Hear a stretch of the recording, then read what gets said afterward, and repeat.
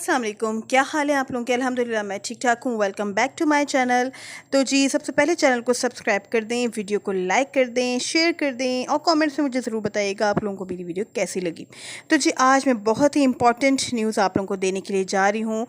जी बिल्कुल, दुआ जहरा के केस की आज समाअत हुई है कराची में सुप्रीम कोर्ट में। और इन दुआ जहरा के जो वालिद हैं मेहदी अली कासमी, इनकी तरफ से 2 दरख्वास्तें जो दायर की हुई थी इन्होंने। पहले तो ये कि ये जो उनकी बेटी ने शादी की है दुआ ज़हरा ने ज़हीर नामी लड़के से, तो ये शादी जो है बिल्कुल एक गैर कानूनी शादी है। इसमें जो है कोई भी कानूनी जो है वो पहलू नज़र नहीं आता जिसकी बिना पे वो कहें कि जी ये शादी जो है वो हो गई है तो ये सही हुई है। वो कहते हैं ये सरासर गलत शादी हुई है, गैर कानूनी है। और दूसरी दरख्वास्त जो उन्होंने की थी वो ये कि दुआ ज़हरा के इंटरव्यू को सोशल मीडिया पे बैन किया जाए। ठीक है, और मतलब कोई भी इनका इंटरव्यू जो है वो सोशल मीडिया पे दुआ ज़हरा का ना ले पाए, ये इजाज़त किसी को भी ना हो कि उसका इंटरव्यू लिया जाए।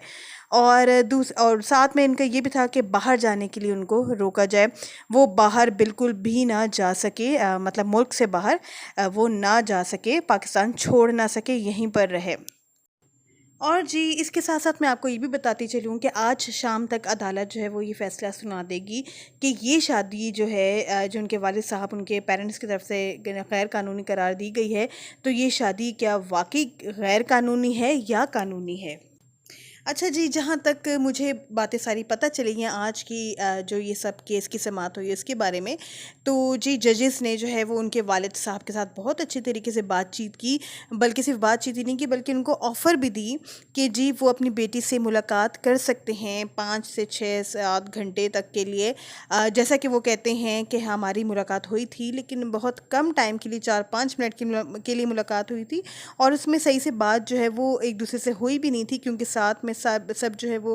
पुलिस वगैरह खड़ी हुई थी, तो उनकी बेटी जो है वो खौफ में थी, डर में थी और सही से बात भी नहीं कर पा रही थी।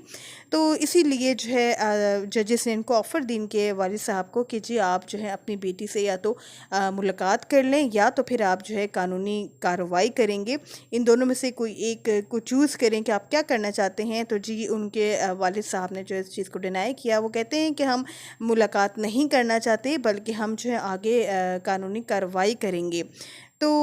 इसमें मैं समझती हूँ कि उनको इस चीज़ का जो है फ़ायदा उठाना चाहिए था कि जब क्योंकि वो बहुत ज़्यादा परेशान थे कि उनकी मुलाकात जो है वो सही तरीके से हुई नहीं, वो हर जगह पे सोशल मीडिया पे आके यही बात कर रहे थे।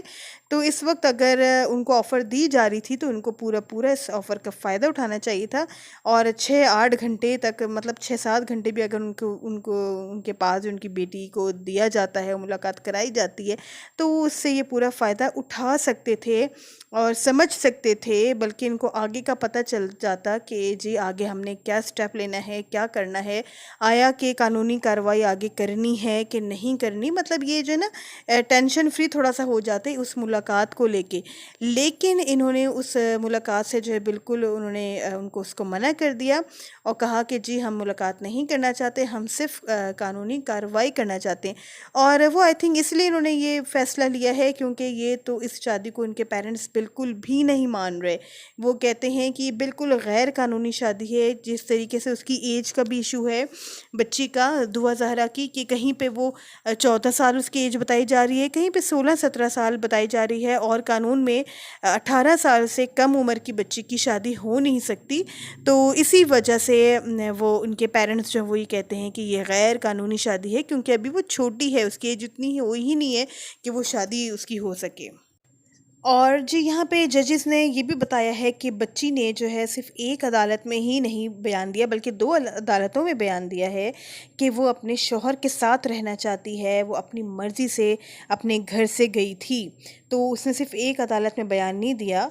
बल्कि 2 में दिया है और दोनों बयान जो हैं वो बिल्कुल सेम हैं। वो अपनी तरफ से उसने ख़ुद बयान दिए हैं और वो ख़ुद कह रही है कि ये अगवा का केस नहीं है, मैं ख़ुद गई थी जो भी था और मैं अपनी शौहर के साथ ही रहना चाहती हूँ। तो यहाँ पे जो जज साहिबान हैं वो यही कहते हैं, उन्होंने उनके वालिदैन के सामने यही कहा कि जी ये बच्ची भेड़ बकरी तो कोई नहीं है कि हम इसको ज़ोर ज़बरदस्ती से इसको वहाँ इधर से इसका निकाह ख़त्म करवा के और आपके पास दोबारा भेज दें। इसका पूरा हक़ है, चाहे बच्ची है लेकिन पूरा इसका हक है, इसका राइट है कि ये अपने बारे में फ़ैसला ख़ुद ले सकती है। अगर तो ये अपने शौहर के साथ रहना चाहती है, अपनी शादीशुदा ज़िंदगी गुजारना चाहती है, उसी को लेके आगे चलना चाहती है, तो फिर इसके पेरेंट्स को भी कोई राइट नहीं है, कोई हक़ नहीं है कि वो इससे ये हक़ छीन सकें कि उसकी शादी ख़त्म करवा के या किसी भी तरीके से अपने पास ये रख सकें, अगर वो बच्ची ही ख़ुद अपने शौहर के साथ रहना चाहती है। तो फिर जनाब देखते हैं कि अब आगे क्या फ़ैसला आता है। कोर्ट जो है वो अब आगे क्या फ़ैसला सुनाती है, बच्ची को उसके माँ बाप के पास भेजने पे या फिर उसके वो अपने शौहर के साथ ही रह सकती है। यहाँ तक तो अभी पता लग रहा है कि कोर्ट का यही फ़ैसला है कि ज़ाहिर है जो उस बच्ची का फ़ैसला है, जो वो बच्ची अपने मुँह से अपना हक़ मांग रही है, जो वो चाहती है वो कह रही है, तो कोर्ट वही करेगी, उसके ख़िलाफ़ नहीं जाएगी। और पेरेंट्स के अगेंस्ट शायद ये जो है फ़ैसला चला जाए, लेकिन बहुत अफ़सोस के साथ ये कहना पड़ रहा है, बहुत अफ़सोस है इस बात पे कि अगर तो ऐसा फ़ैसला आता है कि बच्ची जो है उसके हक़ में फ़ैसला आता है कि वो अपने शौहर के साथ रह सकती है,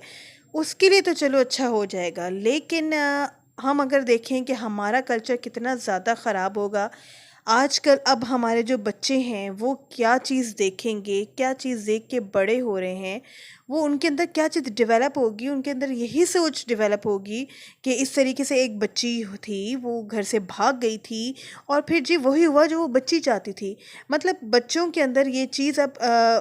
डेवलप होगी कि जी अपनी माँ बाप की मर्ज़ी के बग़ैर घर से भाग जाओ, माँ बाप की मर्ज़ी के बग़ैर शादी कर लो, उनको रुसवा कर लो, उनको रुलाते छोड़ दो और जी कोर्ट भी हमारे साथ होगी, सब हमारे साथ होंगे, हम हीरो हीरोइंस बन जाएंगे और जी हमारी ज़िंदगी जो है वो फूलों से भर जाएगी, बहुत अच्छी ज़िंदगी गुजर जाएगी। तो बहुत अफ़सोस के साथ ऐसा कहना पड़ रहा है कि अगर तो इस बच्ची के हक़ में ये फ़ैसला आता है तो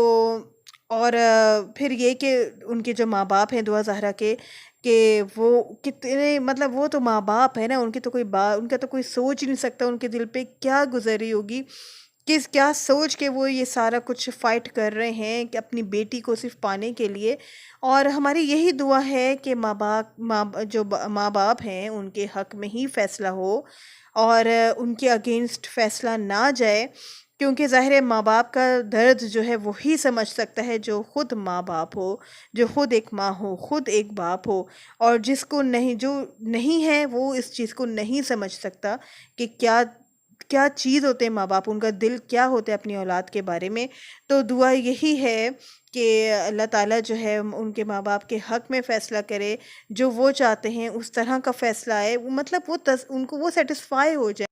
और अगर दुआ ज़हरा इस केस में जीत जाती है, तो अगर फ़ैसला इसके हक़ में आ जाता है, तो फिर ये सिर्फ़ उसी की जीत नहीं होगी, बल्कि बड़े अफ़सोस से बड़ा दिल दुख रहे कहते हुए कि ये उन तमाम बच्चियों की जीत होगी, उन तमाम लड़कों की जीत होगी जो अपने माँ बाप की मर्ज़ी के ख़िलाफ़ जाके अपनी शादी का फ़ैसला करेंगे। तो जी बस यही था मेरा आज का रिएक्शन। पसंद आए तो ज़रूर इसको लाइक कर दें, कोई भी पार्ट इसमें पसंद आए चैनल को सब्सक्राइब ज़रूर कर दें। अपना रखें बहुत सारा ख्याल। मुझे कमेंट्स में ज़रूर बताएं आप लोग मेरी वीडियोस में क्या देखना चाहते हैं और कैसी लग रही हैं आपको मेरी वीडियोस, और मुझे भी अपनी दुआओं में याद रखें। ठीक है, अल्लाह हाफ़िज़, बाय बाय।